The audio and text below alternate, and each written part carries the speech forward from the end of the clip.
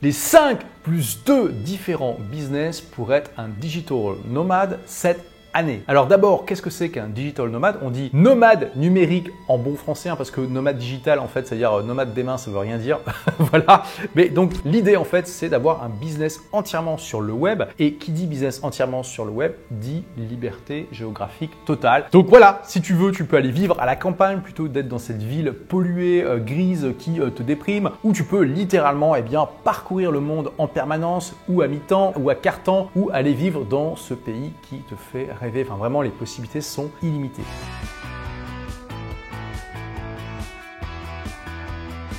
Premier business pour être un nomade numérique, probablement le plus connu, le métier d'influenceur. Donc le métier d'influenceur, je le mentionne avant tout pour dire que c'est probablement pas le métier dans lequel tu devrais te lancer. Et là tu vas me dire quoi, mais pourquoi Olivier? Eh bien pour plusieurs raisons. La première, c'est que la compétition est extrêmement élevée. Aujourd'hui, il y a tout le monde, plus les mamans c'est tout le monde, plus les cousins, plus les concierges du cousin qui veulent devenir influenceurs. C'est un métier qui fait rêver, où il y a beaucoup de paillettes. C'est un petit peu comme être star de cinéma. On se dit waouh, ça serait vraiment génial d'être influenceur. Donc le problème de plus de compétition, c'est que du coup, c'est beaucoup plus difficile de se faire sa place au soleil. Ensuite, c'est un métier qui demande vraiment d'avoir un trafic gigantesque pour pouvoir être rentable. Et quand je dis gigantesque, c'est que si tu fais pas plusieurs millions de vues par mois sur tous tes réseaux confondus, ça va être compliqué de vraiment gagner un revenu significatif avec. Après, si tu gagnes quelques centaines d'euros par exemple par mois avec cette activité et que tu pars dans un pays à bas coût comme la Thaïlande, ça peut le faire. C'est clair, ça peut le faire, et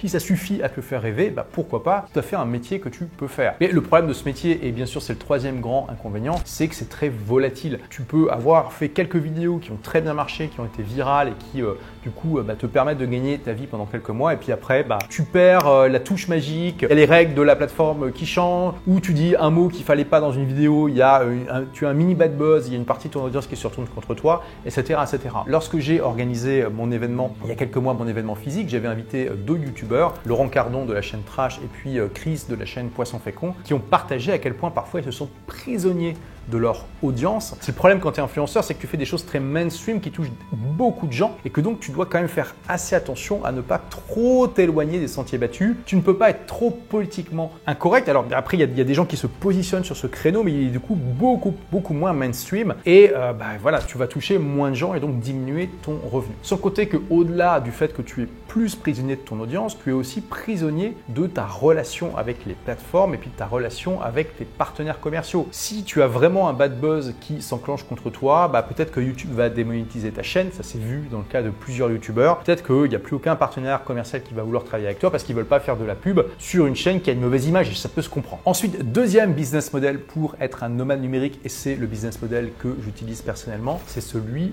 d'infopreneur. Donc tu auras remarqué la différence. Influenceur, infopreneur, ce n'est pas la même chose. Qu'est-ce que fait l'infopreneur? Alors l'infopreneur, comme l'influenceur, il crée du contenu sur le web. Les points communs s'arrêtent grosso modo là, parce que si le but de l'influenceur est de divertir pour toucher une audience qui est large et qui est mainstream, le but de l'infopreneur est d'aider dans un domaine précis et d'avoir une audience qui est beaucoup plus petite mais beaucoup plus qualifiée pour pouvoir ensuite lui vendre des produits et des services qui sont liés à ce domaine. Par exemple, tu peux être un prof de judo et enseigner le judo en ligne. Tu peux avoir un blog, une chaîne YouTube, un compte TikTok par exemple, dans lesquels tu partages des conseils pour être un meilleur judoka. Là, tu te doutes bien que du coup, ça va toucher qu'une petite partie de la population, parce qu'il y a une toute petite partie de la population qui s'intéresse vraiment au judo au point de le pratiquer, mais que cette audience-là va être beaucoup plus qualifiée que sur une chaîne d'humour, parce que voilà, tout le monde aime rigoler, hein, donc ça c'est super, mais c'est pas ça qui qualifie une audience. Je veux dire, s'il y a quelqu'un qui n'aime pas rigoler, qu'il le dise en commentaire et puis on pourra en discuter, ça va être intéressant. Ok ? Cette audience de judokas qui veulent progresser est petite, mais motivée et extrêmement qualifiée. Ensuite, ce prof de judo va pouvoir vendre des formations en ligne, des ateliers, voire même des services ou des produits, des kimonos et des accessoires pour mieux être un meilleur judoka sur le ring. Et si tu te dis, mais attends Olivier, c'est pas possible d'enseigner le judo en ligne, c'est tout à fait possible d'enseigner des activités physiques, mais au-delà de ça, tu peux enseigner des langues, des instruments de musique. Tu regardes dans mes élèves, il y a vraiment plein de cas possibles. On a des gens qui font du jardinage, même de l'agriculture. J'ai Thierry Baillet par exemple, qui est un agriculteur et qui a vendu une formation sur le comment choisir les machines-outils quand on devient agriculteur. Enfin voilà, il y a des tas de choses qui sont possibles. Donc les gros avantages de ce métier par rapport à celui d'influenceur, c'est que 1, tu as besoin d'un trafic beaucoup plus petit, donc plus facilement atteignable. 2, tu es moins tributaire de ton audience. Alors si tu commences à insulter les gens de ton audience, on est d'accord que ça va pas le faire, mais disons que si par exemple tu as un mini bad buzz, voire carrément un bad buzz contre toi, tu vas avoir une partie de ton audience qui ne va pas apprécier et qui va se retourner contre toi, mais tu auras toujours une partie de ton audience qui va être loyal. Bien sûr, ça va dépendre de qu'est-ce qui a déclenché le bad buzz, mais on va dire que quel que soit ce qui arrive, il y aura toujours une partie de ton audience qui te restera loyale. Et comme tu vas pas dépendre d'une plateforme ou de partenaires commerciaux, parce que si YouTube démonétise ta chaîne, c'est pas grave, c'est pas ça qui te fait gagner vraiment de l'argent. Ça peut éventuellement te donner un petit pourboire, mettre du beurre dans les épinards, mais c'est pas ça qui est ta principale source de revenus. C'est pas grave parce que tu auras toujours une partie de ton audience qui va continuer à t'acheter. Troisième avantage, oui, le métier d'infopreneur est plus concurrentiel que, mettons, il y a 10 ans, mais il reste beaucoup moins concurrentiel que le métier d'influenceur. Pourquoi? En grande partie parce que les influenceurs sont plus visibles, donc ils inspirent davantage de personnes et que aussi beaucoup de gens ne font pas l'effort d'aller se renseigner de quels sont les différents métiers du web qu'ils pourraient faire. Ensuite, troisième business model pour être nomade numérique, tu peux tout simplement être freelance. Et peut-être que tu peux transformer d'ailleurs ton métier actuel en générateur de liberté si tu arrêtes de le faire pour une seule personne. Moi, je dis souvent que être employé, c'est avoir un produit, c'est-à-dire le service que tu donnes à ton entreprise, pour un client, c'est-à-dire ton employeur. Donc le problème de ça, c'est que tu as très peu de possibilités, que du coup tu es aussi dans une position très risquée, parce que si ce seul client que tu as décide que finalement ton produit ne l'intéresse plus, il va te virer tout simplement. Puis ça peut aussi être assez monotone. Tu as aussi moins de perspectives de croissance dans une structure comme celle-ci. Donc peut-être que tu peux tout simplement faire le même métier que tu fais aujourd'hui en étant freelance. Tu vois, je prends l'exemple de quelqu'un qui fait du montage vidéo pour une entreprise. Aujourd'hui, en fait, le montage vidéo, tu peux le faire de n'importe où. Tu n'as pas besoin d'être dans un bureau pour le faire. Tu pourrais très bien être dans un café à Bali ou au Mexique ou à Tombouctou. Si tu voulais, tout ce qu'il te faut, c'est une bonne connexion à Internet et puis un bon ordinateur portable. Et ça suffit. Et je te dis ça parce qu'aujourd'hui, mon monteur vidéo, Raphaël, il est en train de se balader partout dans le monde. Récemment, il était en Nouvelle-Calédonie. Là, en ce moment, il est à Buenos Aires en Argentine. Et demain, je ne sais pas où il sera. Et ça n'a aucune importance parce que moi, je continue à lui envoyer mes vidéos sur Dropbox et lui continue à les recevoir et à m'envoyer les vidéos finales et à les mettre sur ma chaîne YouTube. Et tu vois, il y a énormément de métiers comme ça aujourd'hui où les gens vont encore au bureau plus par tradition que par réflexion. En fait, la règle de base, c'est que tout ce qui est fait sur un ordinateur peut être fait de n'importe où aujourd'hui et que donc si on te force à aller au bureau pour travailler sur un ordinateur, eh bien c'est pas logique en fait. Après, il y a des vraies raisons logiques pour lesquelles on peut vouloir avoir des gens au même endroit au même moment pour créer une collaboration, une émulsion, etc.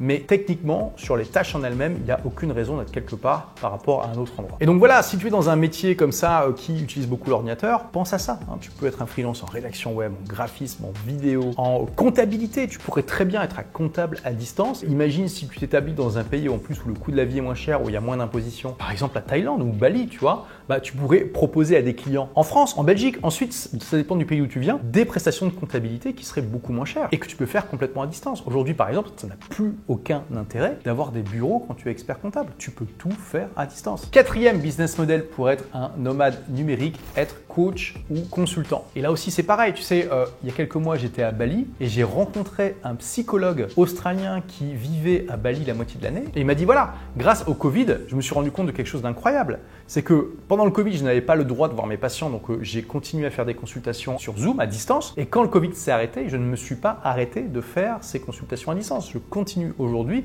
et j'ai une énorme partie de ma clientèle que je ne vois même plus physiquement. Du coup, ça me permet comme ça de voyager partout dans le monde. Et comme j'adore Bali, j'y vis maintenant la moitié de l'année et je continue à voir comme ça tous mes clients en Australie. Si tu es coach et consultant, tu peux tout à fait faire la même chose. Alors du coup, c'est vrai que là, dans un métier comme celui-ci où tu dois travailler de manière synchrone avec tes clients, c'est-à-dire faire des réunions, faire des zooms, ce genre de choses, tu es un peu plus limité parce que probablement tu ne veux pas avoir un décalage horaire trop important. Après, il y a des gens que ça ne dérange pas du tout d'avoir 12 heures de décalage horaire. Si ce n'est pas ton cas, si par exemple tu te dis « Ok, j'accepte maximum plus 3 heures ou moins 3 heures par rapport là où sont la plupart de mes clients », regarde, si la plupart de tes clients sont sont en France. Ça donne accès à toute l'Europe, toute l'Afrique, une partie du Moyen-Orient et puis même une partie de l'Amérique parce qu'il y a une partie du Brésil où il y a moins 3 heures ou moins 2 heures en fonction des périodes de l'année. Donc je veux dire, déjà, tu as accès à il faudrait compter, mais probablement plus de 100 pays différents qui peuvent t'accueillir. Ensuite, cinquième business model, l'e-commerce ou le drop shipping. Alors, je t'avoue que c'est pas du tout ma spécialité, mais je le mentionne parce que c'est évident qu'aujourd'hui, tu as tous les outils qu'il faut pour pouvoir gérer comme ça des boutiques e-commerce du monde entier. Même si tu as besoin de stocker de la marchandise dans un pays donné ou dans un emplacement géographique donné, aujourd'hui, il y a énormément de prestataires dans toute la chaîne qui s'occupent de ça pour toi. Amazon est un des acteurs les plus connus de ceci. Tu peux très bien tout stocker chez Amazon si tu le souhaites, donc il faut le mentionner. Le dropshipping, c'est encore mieux parce que là, c'est carrément le grossiste, le fournisseur qui va expédier directement à ton client final. Et maintenant, il est temps d'arriver à la partie plus 2. Alors pourquoi je vous dis plus 2, les rebelles intelligents? Tout simplement parce que les deux derniers modèles que je vais vous présenter, c'est pas vraiment des business models en tant que tels de nomades numériques, mais vous allez voir qu'on peut les adapter justement pour l'être. Le plus 1 des business models, c'est tout simplement d'avoir une entreprise classique. Là, vous allez me dire, mais attends Olivier, si je sais pas, moi j'ai une boulangerie, comment tu veux que je me balade dans le monde entier? Très bonne question. L'idée, bien sûr, c'est d'automatiser complètement son business physique. Et c'est possible de faire ça, et ça fait très longtemps, des siècles, que des entrepreneurs malins le font. Tu peux très bien embaucher quelqu'un qui dirige à ta place la boulangerie. Tu peux, plutôt que d'être le dirigeant, être le propriétaire d'une entreprise. Et bien sûr, il y a certains business qui vont plus se prêter à ça que d'autres, mais sache que c'est une possibilité. Dans ce cas-là, il va falloir que tu apprennes vraiment comment déléguer efficacement, comment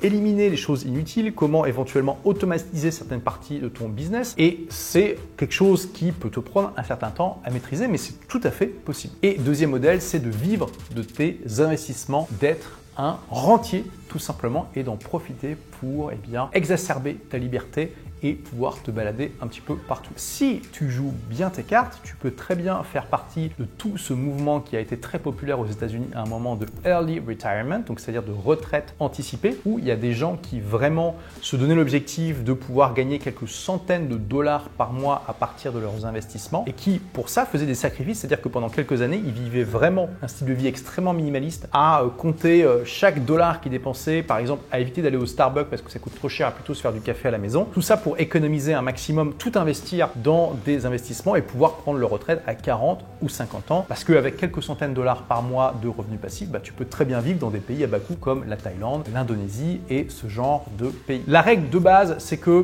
si tu investis en bourse par exemple, tu peux retirer 4% de ton capital chaque année sans que ça mette en péril le capital que tu as mis en bourse ni la croissance future. Donc à partir de là, tu peux calculer de quel capital tu as besoin par rapport à tes besoins mensuels. Bien sûr, tu peux combiner avec de l'immobilier et plein d'autres sources de revenus passifs. D'ailleurs, je vais prochainement publier sur cette chaîne une vidéo sur les différents moyens de gagner des revenus passifs. Alors, est-ce que ça te fait rêver cette possibilité de pouvoir te balader dans le monde entier? Et si oui, quel est le business model que tu envisages? Partage-le moi dans les commentaires. Et si le business model de l'infoprenariat t'intéresse, je t'offre gratuitement mon livre qui t'explique justement toutes les bases pour démarrer en tant qu'infopreneur sur le web. Ça s'intitule Vivez la vie de vos rêves grâce à votre blog. Et donc pour le recevoir, tu cliques simplement sur le lien là qui apparaît dans les vidéos ou qui est en description et tu me dis à quelle adresse email je dois te l'envoyer. Je te dis à très vite pour la prochaine vidéo. En attendant, n'oublie pas, sois rebelle, sois intelligent et puis fais partie des gens qui exacerbent leur liberté. Ciao!